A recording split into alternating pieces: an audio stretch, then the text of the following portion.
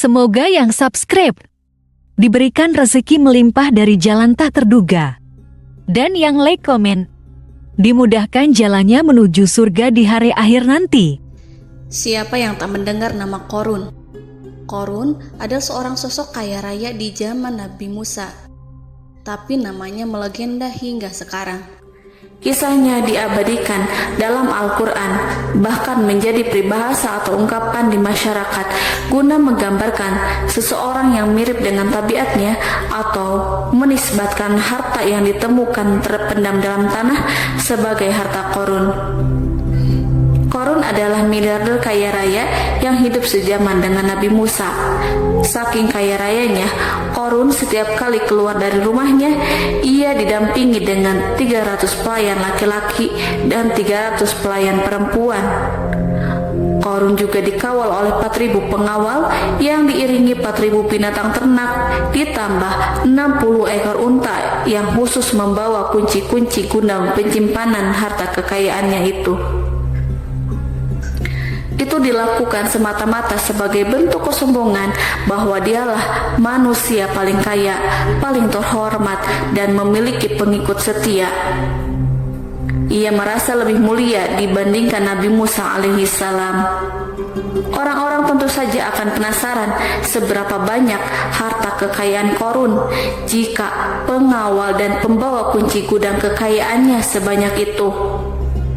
Lalu berapakah harta yang dimiliki Qorun yang disimpan dalam gudang-gudangnya tersebut? Sebelum saya melanjutkan, dimohon untuk menonton video ini sampai selesai supaya tidak ada kesalahpahaman dalam memahami isi cerita, serta mohon bantu channel ini semakin berkembang dengan cara tekan subscribe dan silahkan tinggalkan like serta komen positifnya. Semoga dukungan pemirsa Risalah Kehidupan bernilai pahala dan menjadi wasilah dimudahkannya segala urusan pemirsa sekalian. Pemirsa Risalah Kehidupan, di zaman sekarang banyak orang yang mengistilahkan rezeki yang tak terduga dengan istilah harta Qorun. Lalu, dari manakah sumber harta kekayaan Qorun yang sangat luar biasa itu? Serta di manakah Qorun dan hartanya ditenggelamkan? Siapakah Qorun dan bagaimana kisahnya dengan Nabi Musa? Qorun merupakan kaum Nabi Musa alaihissalam. Disebutkan oleh Ibnu Jurayj, nama lengkap Qorun adalah Qorun ibnu Yashar, ibnu Qahis, ibnu Lawi, ibnu Yakub. Ia merupakan putra paman atau sepupu Nabi Musa alaihissalam. Asalnya, Nabi Musa alaihissalam sendiri adalah putra Imron, sedangkan Imron adalah putra Qahis. Dengan kata lain, Qorun masih satu kakek dengan Nabi Musa alaihissalam, yakni kakek Qahis. Ia adalah umat Nabi Musa yang taat. Tidak hanya memiliki banyak harta, Qorun juga termasuk orang yang cerdas dan berilmu. Ia menguasai ilmu duniawi dan ilmu ukhrawi, dan tercatat bahwa Qorun adalah ahli di bidang kimia. Dirinya tercatat sebagai ahli kitab Taurat setelah Nabi Musa.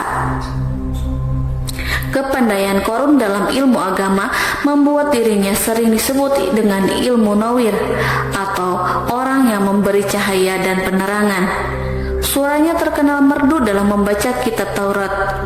Selain itu, Qorun juga lihai dalam berbisnis. Ia mengetahui trik investasi yang menguntungkan serta jalur perdagangan internasional yang strategis di zamannya. Kekayaan Qorun begitu banyak sebagaimana tercatat dalam surat Al-Qasas ayat 76. Sesungguhnya Qorun termasuk kaum Musa, tetapi dia berlaku aniaya terhadap mereka. Kami telah menganugerahkan kepadanya pembendaharaan harta yang kunci-kuncinya sungguh berat dipikul oleh sejumlah orang-orang yang kuat. Dalam riwayat Khaisamah disebutkan, untuk mengangkut kunci gudang kekayaan Qorun dibutuhkan 60 bigol atau sejenis kuda kecil. Ukuran kuncinya sebesar jari, bahannya terbuat dari kulit dan setiap kunci digunakan untuk satu gudang. Maka keluarlah Qorun kepada kaumnya dalam kemegahannya. Para ulama tafsir menjelaskan Korun keluar dengan baju mewah diiringi dengan 300 gadis berbaju merah dan 4.000 kendaraan kuda. Tak heran iring-iringan Korun itu mengundang decak kagum mereka yang gandrung terhadap harta kekayaan. Sebagaimana yang terekam dalam Al-Quran, moga-moga kiranya kita mempunyai seperti apa yang telah diberikan kepada Korun. Sesungguhnya ia benar-benar mempunyai keberuntungan yang besar. Quran Surat Al-Qasas ayat 79. Namun tak sedikit kaumnya yang mengingatkan, dan ingatlah ketika kaumnya berkata, janganlah engkau terlalu bangga. Sesungguhnya Allah tidak menyukai orang-orang yang terlalu membanggakan diri atau disebut farihin. Sebagian ulama menafsirkan istilah farihin di sana juga berarti takabur atau zolim, berbuat kerusakan, arogan, dan tidak mau bersyukur terhadap nikmat. Korun dikisahkan memiliki ribuan gudang yang berisikan emas dan perak. Bila keluar rumah, Korun selalu berpakaian mewah dan dikawal oleh 600 pelayan. Ia diiringi 4.000 ekor kuda dan 60 ekor unta yang membawa kunci-kunci gudang kekayaannya. Namun sayang seribu sayang, Korun kemudian membangkang pada Nabi Musa dan menjadi pengikut setia Fir'aun. Mengenai dari mana asal-usul kekayaan Korun, ada beberapa riwayat yang memberitakan tentang asal-usul kekayaan Korun tersebut. Sumber pertama menyebutkan bahwa jauh sebelum memiliki kekayaan, Korun hanyalah seorang lelaki miskin yang tidak mampu menafkahi keluarganya sendiri. Anaknya sangat banyak. Lalu suatu hari ketika Korun datang kepada Nabi Musa, ia meminta Nabi Musa alaihissalam untuk mendoakannya agar Allah memberikan harta benda yang banyak. Korun juga meminta Nabi Musa mengajarinya ilmu kimia dan ilmu-ilmu kehidupan lainnya. Korun dikenal sebagai orang yang soleh dan mengikuti ajaran Ibrahim dengan baik, sehingga tanpa pikir panjang Nabi Musa alaihissalam menyetujui permintaannya. Allah Subhanahu wa Ta'ala mengabulkan doa Nabi Musa. Korun diberikan kecerdasan luar biasa dan menguasai ilmu yang telah diajarkan kepadanya. Korun menguasai teori dan praktik pembuatan emas permata dan beragam perhiasan mewah lainnya. Ia juga pakar dalam ilmu arsitektur rancangan bangunan, penataan kota, dan lain sebagainya. Tidak lama setelah itu, hidupnya berubah. Korun pun hidup dengan bergelimbang harta. Ribuan gudang yang dimilikinya penuh dengan emas dan perak. Namun sayangnya, keberuntungan yang didapatkannya membuatnya gelap mata. Korun mulai hidup dengan penuh pamer, keangkuhan, dan penuh kesombongan. Kekayaan yang telah diberikan oleh Allah Subhanahu wa Ta'ala membuatnya lupa dengan Sang Maha Pemberi. Korun merasa lebih terhormat dan mulia dibandingkan Nabi Musa. Ia pun akhirnya membelot dan durhaka pada Nabi Musa. Ia mengingkari janji-janjinya dahulu dan beralih menjadi pengikut Fir'aun yang setia. Loyalitas Korun terhadap Fir'aun membuatnya diangkat menjadi kepala mandor yang membawahi ribuan pekerja. Dikisahkan bahwa Korun bersikap semena-mena terhadap para pekerja. Ia tega memotong upah mereka. Ia melakukan korupsi demi membangun istana dan kemegahannya sendiri, dan untuk membangun gudang-gudang penyimpanan harta yang telah ia kumpulkan jauh-jauh hari. Ketika datang perintah zakat, Nabi Musa alaihissalam pergi menemui Korun dan memerintahkannya mengeluarkan zakat sebesar 1 dinar dari setiap 1.000 dinar, 1 dirham dari setiap 1.000 dirham, 1 kambing dari setiap 1.000 kambing, dan seterusnya. Setelah Korun menghitung seluruh hartanya, ternyata jumlah zakatnya sangat besar. Kekikirannya pun mulai menghalangi hatinya untuk mengeluarkan zakat. Korun enggan membayar zakat ketika Nabi Musa alaihissalam menagih zakat yang diperintahkan oleh Allah untuk ditunaikannya. Ketika Korun diminta zakat, ia langsung marah dan tidak memberikan sedikit pun kekayaannya. Dia berpikir bahwa harta kekayaan yang dimilikinya didapat dari hasil kerja dan usahanya sendiri, dan tidak ada kaitannya dengan siapapun, termasuk Allah Subhanahu wa Ta'ala. Janji Korun untuk lebih taat beribadah dan membantu sesama jika diberi kekayaan oleh Allah dilupakannya. Dia mempergunakan kekayaannya tersebut dalam kesesatan, kezaliman, dan permusuhan, sehingga membuatnya menjadi sombong dan terlena. Orang-orang beriman pada masa itu sering menasehati Korun untuk bersyukur atas nikmat yang Allah berikan kepadanya, tetapi dia tidak mengindahkan nasihat tersebut. Dari sikapnya tersebut sudah jelas bahwa Korun tidak membutuhkan nasihat kebenaran, bahkan merasa tidak takut dengan ancaman Allah, sebab Korun merasa sudah memiliki segalanya. Korun merasa dirinya hebat dan pintar serta punya banyak pengikut setia, punya banyak pengawal dan merasa aman karena dekat dengan Raja Fir'aun. Korun berkata, "Sesungguhnya aku mendapatkan harta ini karena ilmu yang ada padaku." Korun sangat sombong. Ia merasa hartanya didapatkannya sendiri tanpa campur tangan dan kehendak Zat yang Maha Kaya, yakni Allah Subhanahu wa Ta'ala. Apakah Korun lupa ataukah ia tidak tahu bahwa Allah telah membinasakan orang-orang sombong sebelumnya, yang bahkan lebih kuat darinya, yang lebih kaya darinya, yang lebih banyak pengawalannya, lebih kokoh dan tak terkalahkan dibanding dirinya? Karena terdorong sifat kikir dan angkuh, maka Korun membuat rencana untuk melakukan tipu daya agar dia terlepas dari kewajiban membayar zakat. Dia ingin menjatuhkan nama baik dan citra baik Nabi Musa alaihissalam. Kemudian dia mengumpulkan tokoh-tokoh konglomerat Bani Israel. Ia berkata kepada mereka, "Wahai saudara-saudaraku, terhadap apa yang diperintahkan Musa untuk membayar zakat, apakah kalian akan mematuhinya? Sekarang dia hendak mengambil harta yang ada di tangan kalian, maka pikirkanlah suatu cara untuk menghindari perintahnya." Para pembesar-pembesar yang dipanggil kemudian menjawab, "Wahai Paduka Korun, engkau lebih besar daripada kami. Kami akan melakukan apapun yang kau inginkan."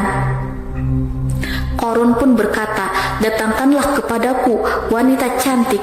Aku akan memberinya hadiah besar jika ia berhasil menggoda dan memfitnah Nabi Musa." Ketika wanita cantik yang diinginkan datang, Korun memberikan kepadanya uang muka sebagai jaminan. Ia akan membayarkan seluruh yang dijanjikan ketika berhasil menjalankan misinya. Bukan hanya itu, Korun pun berjanji akan menjadikan wanita ini sebagai istrinya. Dan keesokan harinya, Korun mengumpulkan Bani Israel. Setelah itu, Korun menghadap kepada Nabi Musa seraya berkata, "Orang-orang menanti kedatangan Anda, sampaikanlah saran dan nasihat kepada mereka." Nabi Musa kemudian keluar dari rumahnya. Ia mulai menyampaikan nasihat pada umatnya. Di antara nasihatnya, beliau berkata, "Barang siapa yang mencuri, aku akan memotong tangannya. Barang siapa yang memfitnah, aku akan mencambuknya sebanyak 70 kali. Barang siapa yang tidak mempunyai istri dan dia berbuat zina, maka aku akan mencambuknya sebanyak 70 kali. Adapun barang siapa yang memiliki istri dan dia berbuat zina, aku akan rajam dia sampai mati." Korun kemudian berkata, "Apakah ini juga berlaku untuk Anda jika Anda sendiri yang berbuat zina? Apakah Anda akan menerima hukumannya?" Kemudian Nabi Musa menjawab, "Ya, meskipun saya sendiri yang melakukannya." Maka kemudian Korun memanggil wanita yang telah dibayarnya. Wanita itu berdiri di depan Nabi Musa dan Bani Israel yang telah berkumpul.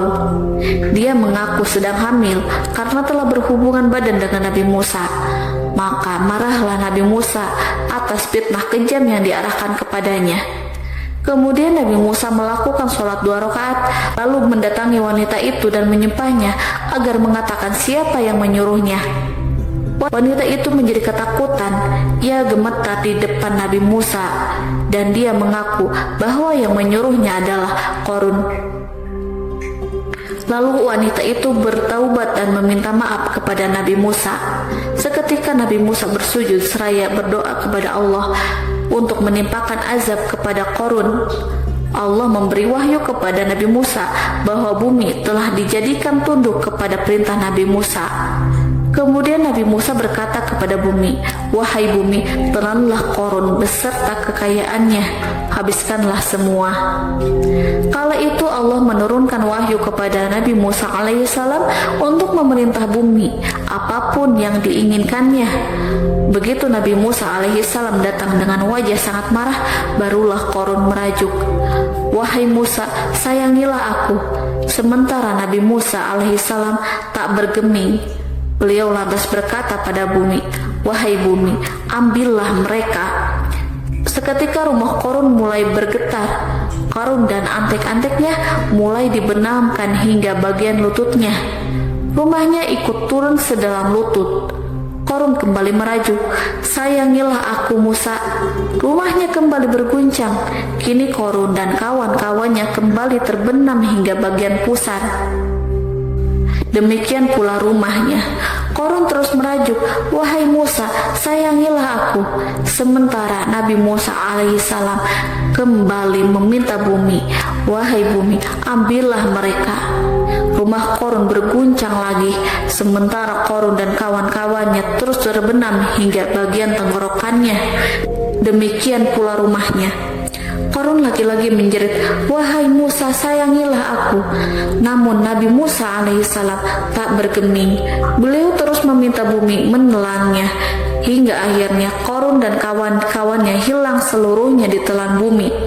Tak lama setelah itu Allah pun berkata, "Wahai Musa, apa yang membuatmu bersikap demikian? Padahal demi kemuliaanku, andai dia Qarun berdoa kepadaku, niscaya aku akan rahmati. Maka kami benamkan dia beserta rumahnya ke dalam bumi, maka tidak ada baginya satu golongan pun yang akan menolongnya selain Allah, dan dia tidak termasuk orang-orang yang dapat membela diri." Quran Surat Al-Qasas ayat 81. Lalu di manakah lokasi ditenggelamkannya Qarun beserta harta bendanya? Konon berdasarkan kepercayaan beberapa masyarakat setempat, Qarun ditenggelamkan di sekitar sungai atau danau Moris yang terletak di kota Fayum, negara Mesir.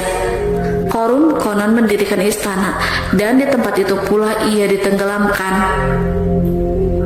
Dahulu Qarun berkeinginan membangun sebuah istana, namun tidak diizinkan oleh Fir'aun jika istana itu dibangun di samping istana Fir'aun. Terlebih Qarun juga tidak ingin membangun istana di tengah pemukiman Bani Israel yang terletak di tanah Jasan. Fir'aun pun memberikan tanah di wilayah Fayum. Kemudian di tepi sungai Fayum inilah Qarun membangun istananya yang megah dan di dalamnya membangun Al-Kunuz atau gudang penyimpanan harta berisi emas dan perak. Salah satu bukti arkeologis yang dapat dijumpai di lokasi tersebut adalah runtuhan bangunan yang diduga sebagai tempat tinggal Qarun yang berjarak sekitar 2 km dari Danau Qarun. Menurut beberapa sumber, bangunan yang masih berdiri kokoh tersebut adalah benteng yang dibangun oleh Qarun. Namun, ada juga yang mengatakan bahwa bangunan tersebut adalah tempat tinggalnya. Wallahu a'lam bishawab.